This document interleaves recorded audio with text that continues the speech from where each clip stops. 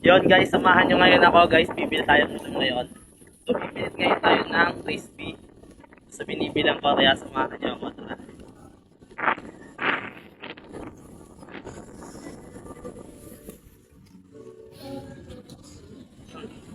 Ano?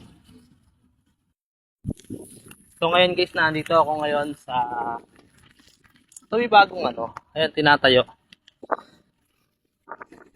Hindi na hindi na medyo mainit yung araw kaya nagtutuloy tayo sa dahil kasi yun tayo para bumili. Kaya samahan nyo ko. Doon yung pala sa may highway.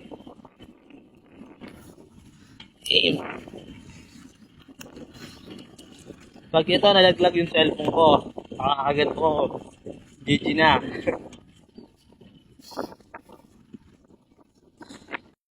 Ano nga po? Dalawang leg. Saka isang pakpak.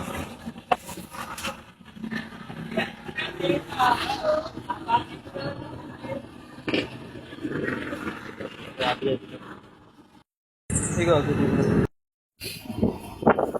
so ayan guys, nakabili na tayo guys ito.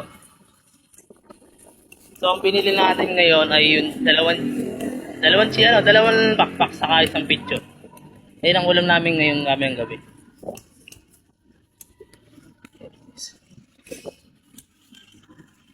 Dito tayo dadaan sa may lake. Shortcut lang to guys kasi medyo malayo yun sa amin. Doon sa pinakadulo pa. Kaya yun, dito guys, bago to. Ewan ko parang, for sale ata yung lupa dito sa kayo mga. Yan. Sobrang ganda pa dito, saka sobrang ganda ng spot. Ngayon, minsan lang din ako mag-upload ng content ko kasi wala naman ako may content sa inyo. Puro ganito lang. Kung saan ako pupunta, minsan tinatamad pa. Ayan guys, ang dami din. Madaming tao dito napunta guys. Sobrang daming tao. Wala lang, natambay. Siyempre shortcut. Hindi ginagawa pang ato. So guys, pauwi na ako. Galing dun sa sinorgatan natin.